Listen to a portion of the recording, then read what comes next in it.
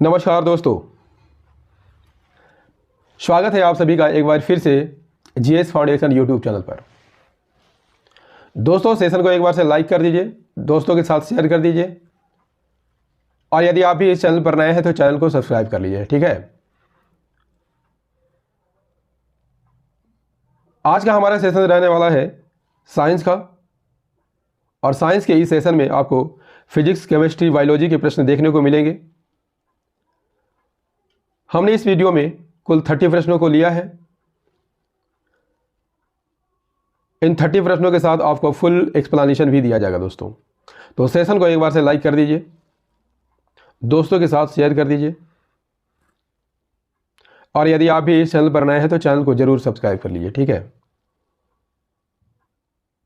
दोस्तों, ये जो सेशन है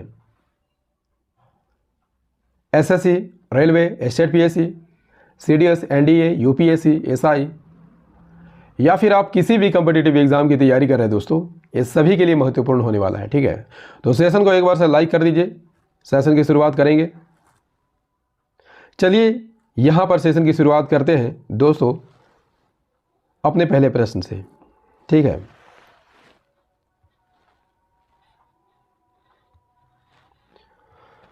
पहला प्रश्न क्या है? भारत का सबसे पहला उपग्रह आर्यभट्ट कब छोड़ा गया था?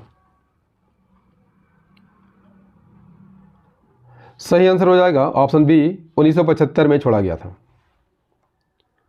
आर्यभट्ट की बात कर लेते हैं तो यह भारत का पहला उपग्रह था। इसका नाम आर्यभट्ट किसके नाम पर रखा गया था? 5वीं शताब्दी के खगोल शास्त्री और गणितज्ञ आर्यभट्ट के नाम पर रखा गया था। इसे अंतरिक्ष में कब छोड़ा गया था? 19 अप्रैल 1975 को रूसी अंतरिक्ष स्टेशन से छोड़ा गया था। और छोड़ा गया था किससे? कॉस्मोस 3M लॉन्चिंग वाहन से छोड़ा गया था। कहां से छोड़ा गया? कास्पुतिन यार प्रक्षेपण परिसर से इसे छोड़ा गया था, जो वोल्गाग्रेड से लगभग 100 किलोमीटर पूर्व में स्थित है। आर्यभट्ट का द्रव्यमान कितना था? 360 किलोग्राम था। ठीक है, क्लियर। बढ़ते हैं नेक्स्ट सवाल की ओर। शून्य केल्विन ताप पर शुद्ध अर्धचालक पदार्थ क्या होगा? कैसा गुण प्रदर्शित करेगा, है ना? शून्य केल्विन ताप पर शुद्ध अर्धचालक पदार्थ कैसा गुण प्रदर्शित करेगा?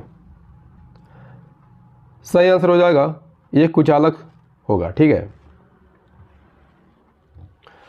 अर्धचालक पदार्थ किसे कहा जाता है? उन पदार्थों को कहते हैं जिनकी विद्युत चालकता चालकों और अचालकों के बीच होती है। कुछ अर्धचालक के उदाहरण हम लोग यहां देखेंगे। Silicon, germanium, cadmium sulphide, gallium arsenic. Clear. बढ़ते हैं नेक्स्ट सवाल की ओर। तीसरा प्रश्न, हीरे की चमक का क्या कारण होता है? सही आंसर हो जाएगा प्रकाश का पूर्ण आंतरिक परावर्तन। पूर्ण आंतरिक परावर्तन किसे कहा जाता है दोस्तों? यहां काफी बेहतरीन ढंग से हम लोग समझेंगे। जब प्रकाश की किरणें जब प्रकाश की किरणें सघन माध्यम से विरल माध्यम में जाती है तो अपवर्तित होने वाली किरण जो है अविलंब से दूर हट जाती है। ये आपका अविलंब है। और जैसे जैसे आपतन कोण का मान हम बढ़ाते हैं तो अपवर्तित कोण का मान भी बढ़ते जाता है।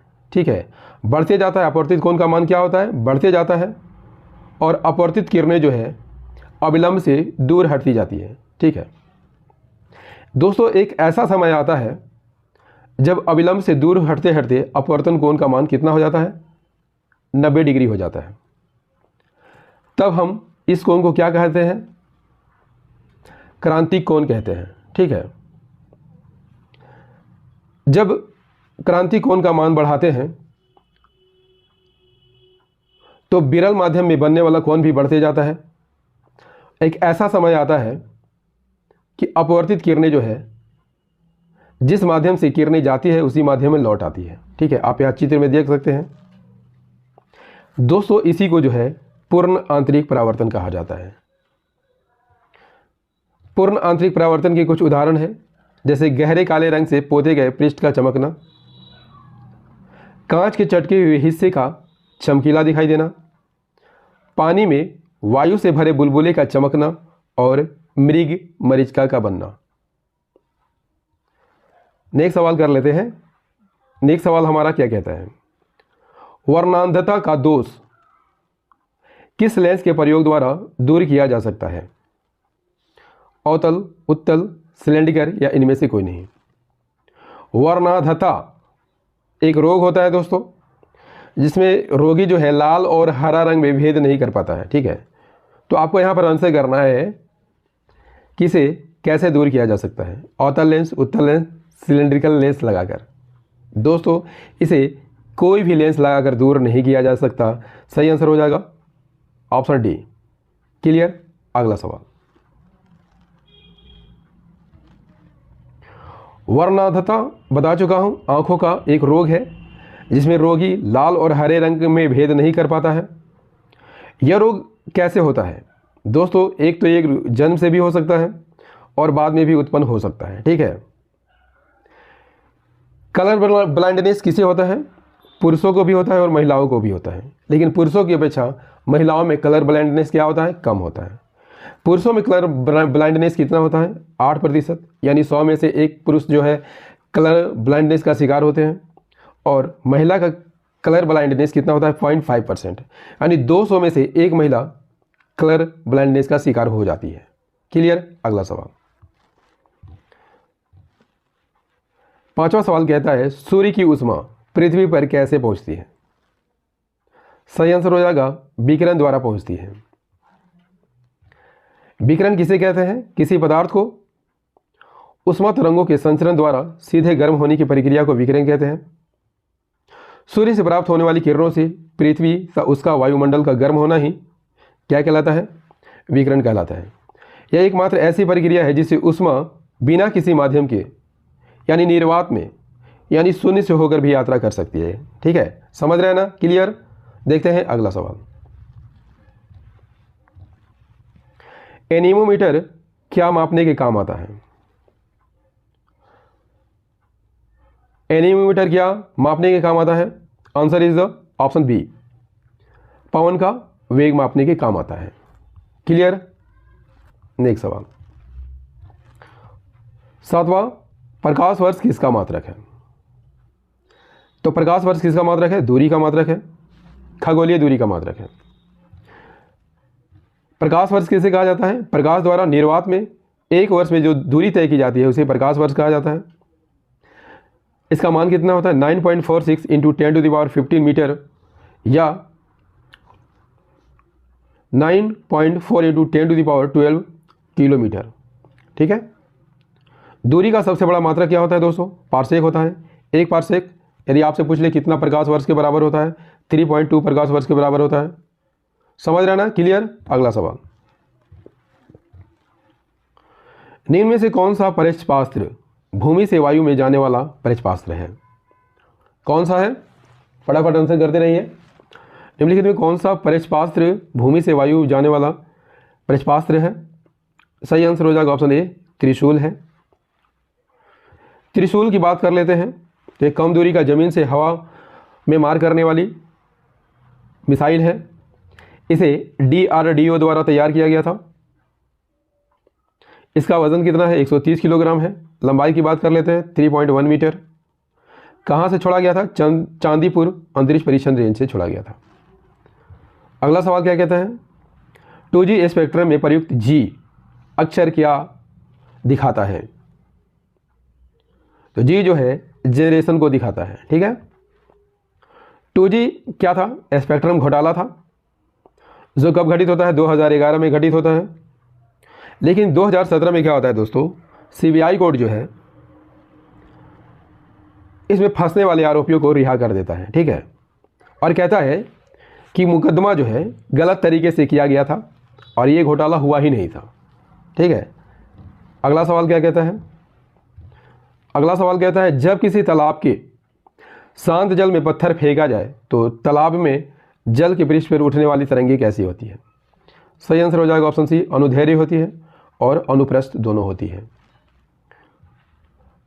अनुधारित तरंगे किसे कहते हैं? वे तरंगे जिसमें माध्यम के कणों का विस्थापन तरंग की गति की दिशा में या उसके विपरीत दिशा में होती है, उसे अनुधारित तरंगे कहते हैं।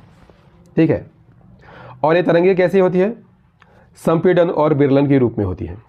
संपीड़न किसे कहा जाता है? जब माध्यम के कण काफ़ी घने रूप से होते हैं तो इसे संपीड़न कहा जाता है, और माध्यम के कण दूर दूर होते हैं तो इसे क्या कहा जाता है? विरलन कहा जाता है।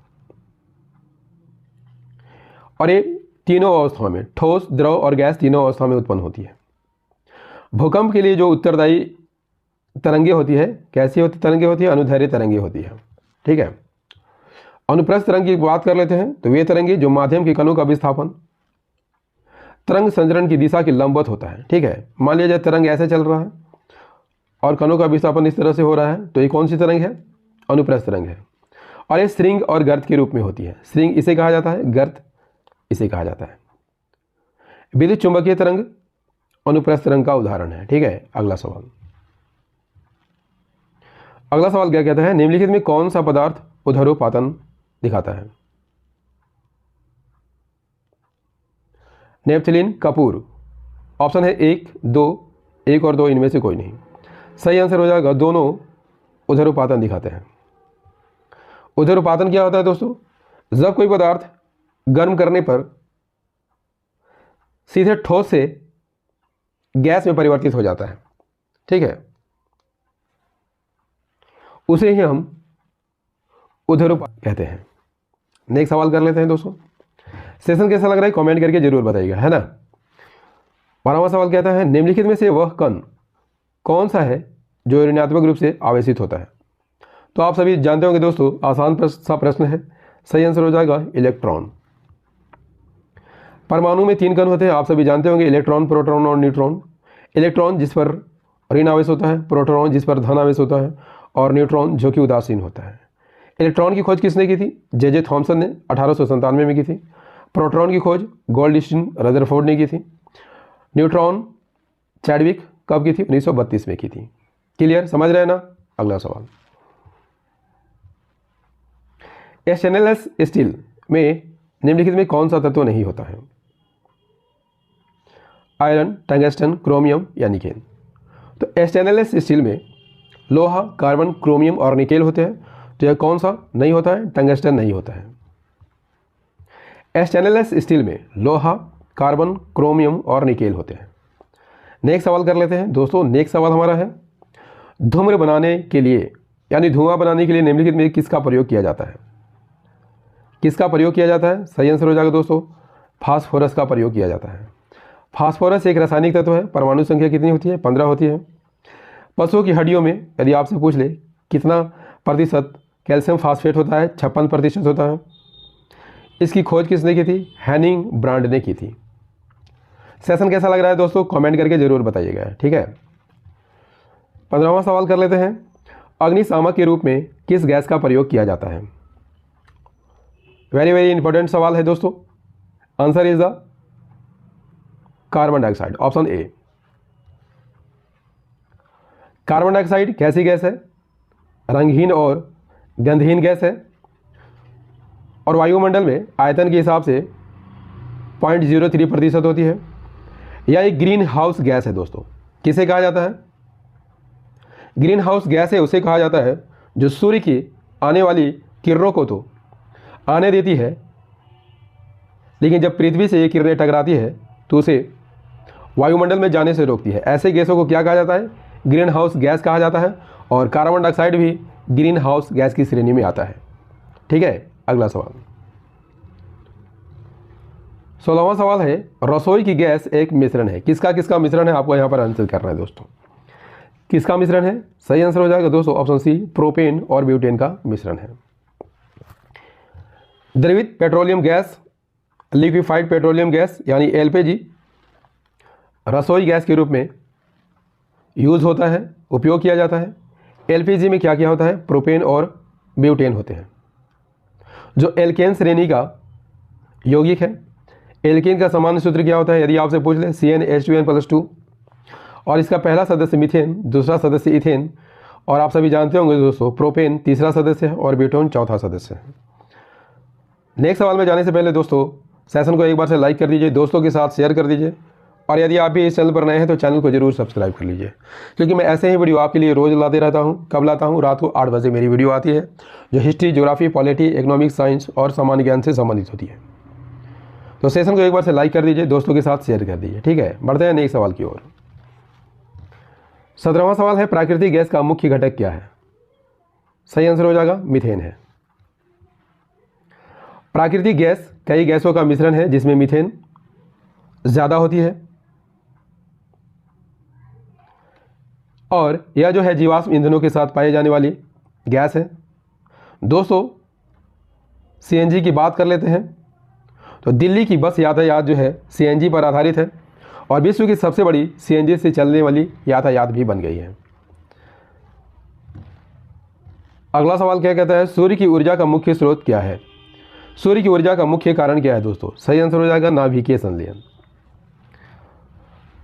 नाभिकीय संलयन किसे कहा जाता है? जब दो हल्के नाभिक परस्पर संयुक्त होकर एक भारी नाभिक का निर्माण करते तो इस प्रक्रिया को नाभिकीय संलयन कहा जाता है। नाभिकीय संलयन के फलस्वरूप जिस नाभिक का निर्माण होता है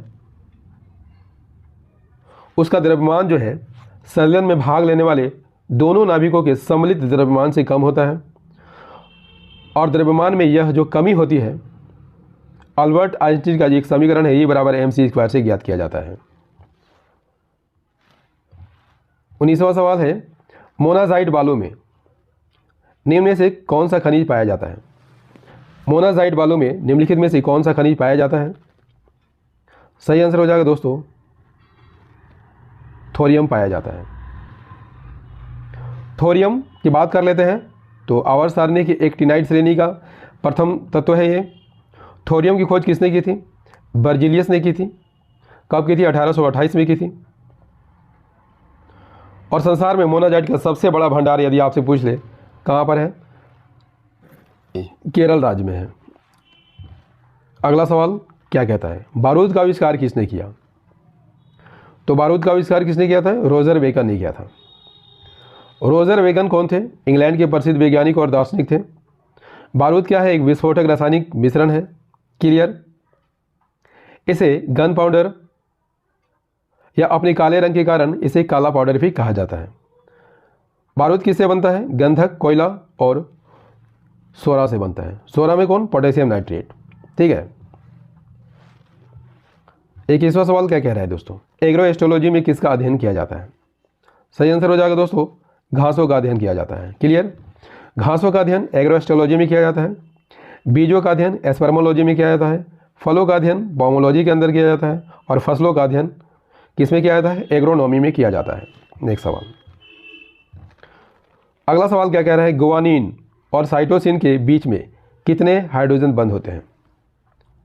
सही आंसर हो जाएगा दोस्तों, इसे मैं बहुत बार पढ़ा चुका हूं। कितने हाइड्रोजन बंध होते हैं?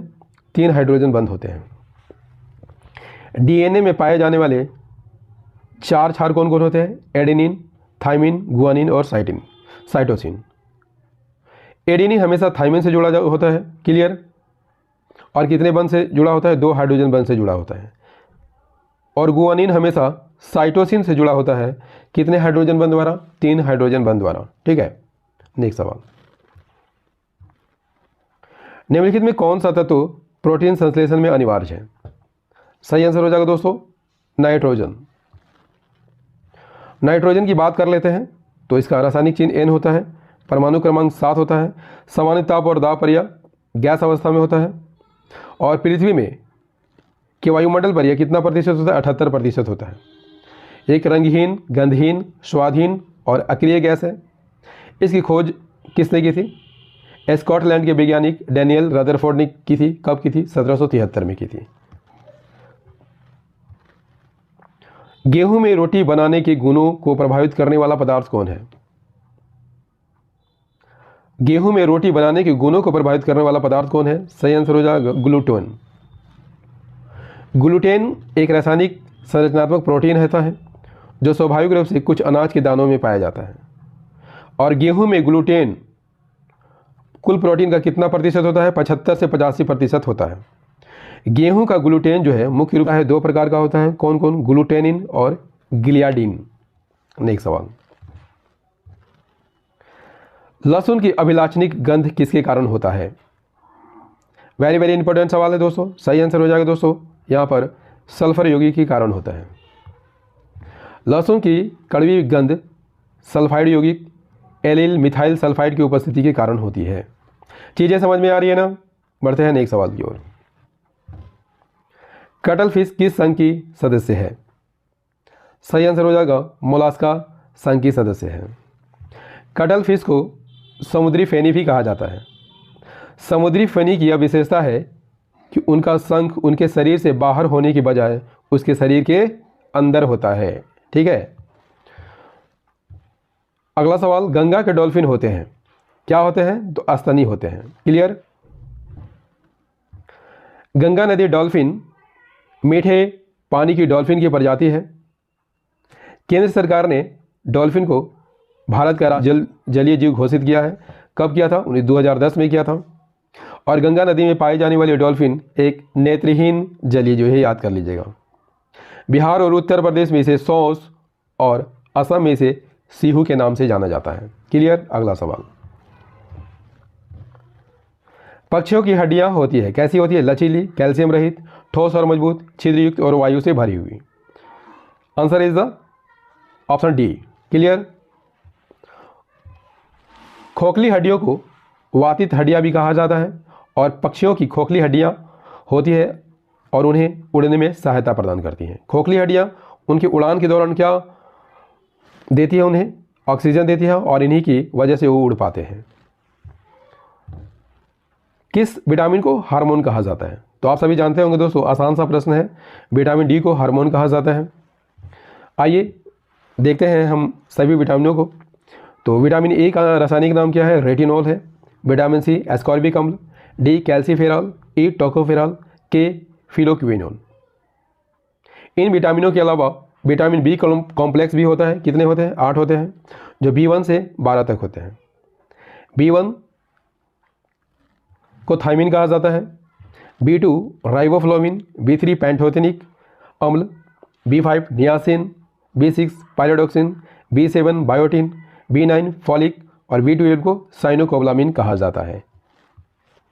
इस सेशन का अंतिम प्रश्न है दोस्तों, 30वां प्रश्न क्या कहता है? पचे हुए पोषक पदार्थों का अवशोषण मुख्यतः कहाँ होता है? कोलन में, छोटी आंत में, बड़ी आंत में, अमाशय में। सही आंसर हो जाएगा छोटी आंत में होती है। क्षुद्रांत या छोटी आंत मानव पाचन तंत्र का एक महत्वपूर्ण भाग है दोस्तों। यह कहाँ से प्रारंभ होता है? अमाशय से प्रारंभ होता है और बड़ी आंत तक जाता है और क्षुद्रांत में ही यानी छोटी आंत में ही भोजन का सबसे ज़्यादा पाचन होता है। ठीक है दोस्तों, साइंस का ये सेशन आपको कैसा लगा कमेंट करके ज़रूर बताइएगा।